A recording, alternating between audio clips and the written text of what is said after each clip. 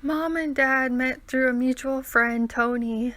When Tony invited Mom and her friend Tasha to go hot tubbing, he said Mom looked like a bunch of grapes in her purple swimsuit, and Dad stuck up for her. Later, Mom went to the Halloween party as a bunch of grapes, pinning purple balloons into her swimsuit. She couldn't sit down all night. Dad worked at the meat counter in Grandma's store called The Store in Fromberg, Montana, and lived at the farm with Grandma. But eventually, he moved into the house in Billings, and Laine was born. Once when they lived in the house in Billings, there was a tornado warning, and Mom wanted Dad to come inside to the basement. But Dad insisted on working on his car outside. Another night, later when she was visiting him at the farm, Laine remembered how they watched The Wizard of Oz, but Dad couldn't finish the movie because he had to go to the bar. Mom thought he'd quit drinking after Laine was born, but it seemed to just get worse. She thought about leaving, but how could she? She'd already fallen in love. Back inside at her place at Roman Hill, Laine stared at her laptop. Distracted from her writing, she opened her email. There was an email from the critiquer at Free Scripts. You, the critiquer said, meaning her main character, live in a fantasy world because your life is too terrible for you. Laine's eyes bulged and tears started flowing. She really should do something about those emotions of hers. But she was having a pretty hard time during what she called her summer burn. It was understandable. It was over the humiliation after the breakup where her best friend Ashley and her boyfriend Max started dating shortly after they'd broken up. Not that they'd really dated to begin with, only having slept together once. He had tricked her, making her think it was more, but by the time she realized this, it was too late.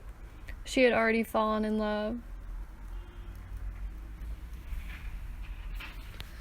The anxiety came and she shoved herself into her bedroom and tore all the clothes out of her dresser. They were all second-hand and unique, but some were outdated and shabby. She'd always liked vintage and even worked at a few vintage stores along the way. At the odd-end jobs she worked while trying to write on the side. She drew forth 2 billowy, outdated suitcases from the trackless closet, which caused Pete to fly under the bed as the vacuum whirled away. Sometimes, if she danced frantically and screamed to one of the songs on her iPod until she was breathless, she would feel a little better. Mom's homemade quilt stretched over the bed that took up most of the bedroom space. The bedroom also had a sink in it, like some motel rooms. Pete had fuzzy black fur, white paws, and a white chin, and Laine had him ever since middle school. When he was born to a small litter of 3, the other 2 cats were still at Mom's. Laine was frantically looking for her passport, tearing the place apart, without luck. Her apartment and jobs didn't look like much, but even those had taken her a long time to get. She worked as a youth counselor and also as a barista. She shoved the vacuum back into the closet and looked at herself in the mirror. She looked a lot more like a woman than a girl these days. She spread her hands flat against the sink. In the mirror,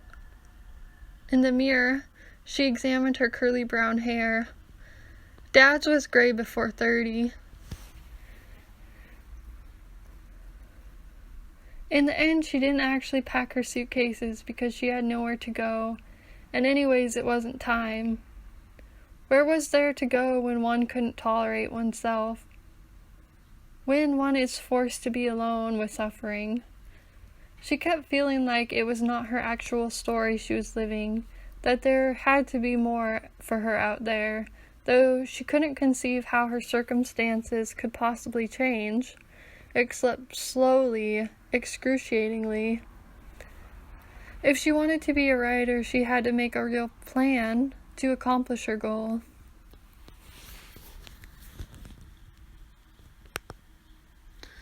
So it was a good thing that writing was the only thing that shifted her moods. She sat down on the gray couch with her laptop on the coffee table and started to write her blog post, which she'd committed to writing 3 days per week. Once she'd moved into her isolated apartment a year ago, she started to get serious about her routine. She worked at a manufacturing job back then and had to be at work at 5 a.m., so she woke at 4 or sometimes 3:30 to the coyote howl mornings while the percolator dripped away and watched as her will to live grogginess turned into the maddening delight of creation. She plugged the keys on her laptop and started clucking away until a habit formed. Modern legend traced the myths she learned in her pre-Norman lit class, except she infused them with her own emotionality, finding oftentimes the emotions lacking from the epic adventures of change and renewal she had researched, where the hero came out of the she and emerged a different version of himself, with new skills and qualities. Recently, she started writing about Romulus and Remus, the tale about the founding of Rome, except in Laine's version, Romulus was Laine's higher self. Remus was Ashley, Romulus's brother and nemesis. Lupina was Romulus and Remus's adopted mother, who was also part wolf, and the good shepherd, who looked like Jerry, was actually Dad. That meant Lake Albano, where Romulus grew up, was Laine's very own Lake Como. How did she make this connection? Well, there was a Lake Como, Italy, and there was Lake Como, Montana, so why not stretch it a little further to the ancient town of Alba Longa, where the famous twins were born, on the foothills of Lake Albano.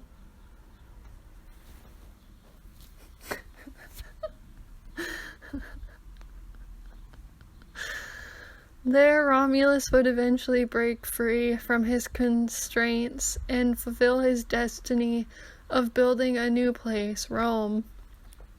Like it was Laine's destiny to be a writer. Laine entered this world by being transformed into an unassuming sheep, transplanted from the future into a world she'd only read about, that came mostly from her own imaginings, her only constant in life and vehicle for transformation. These imaginings would heal her as she entered the next phase of her life, through the open portal of prehistory, to the year 753 BC.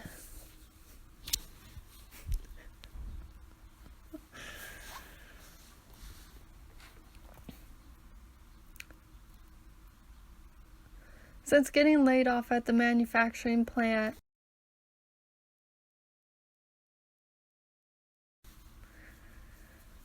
Laine worked as the youth counselor part-time at the children's home and at the cafe called the Root Cellar. She was trying to save money in case grad school worked out. She titled the blog post, "Girl Turns into a Sheep," laughing at the absurdity.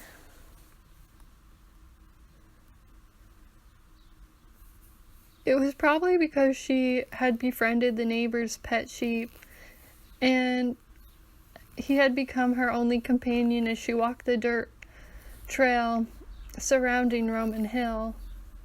If one was going to turn into any creature, may as well, she reasoned. It mirrored her in a way, happy, healthy, strong, friendly, with bright, trusting eyes that could easily be led astray. It let Laine pet it between the horns, which spiraled behind its head. A black sheep like her, different from her family. The sheep's eyes were a calm, enduring yellow, with diagonal blacks for pupils, like the cross-stitch between buttons. And sometimes she spent so long petting it she worried her neighbors would pull out their shotgun and shoot her like they did wild animals, bear, wolf, mountain lions.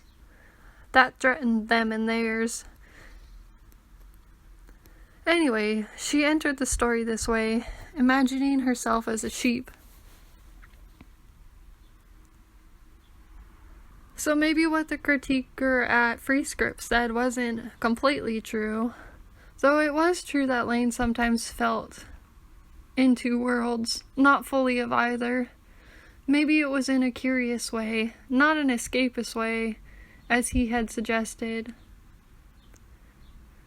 As time passed, she realized that she was not trying to escape her experiences by writing at all, but to transcend them. Her imagination, when used to the right degree, could transform her life. And why else had she been given such an imagination, if not to imagine a new life for herself? Writing became then not a desperate coping mechanism for life, but more like a daily exercise to improve herself. She had to believe herself into a different place, even if it had to first take place in the mind. Just as Romulus had to first imagine what Rome looked like before he could start to build it.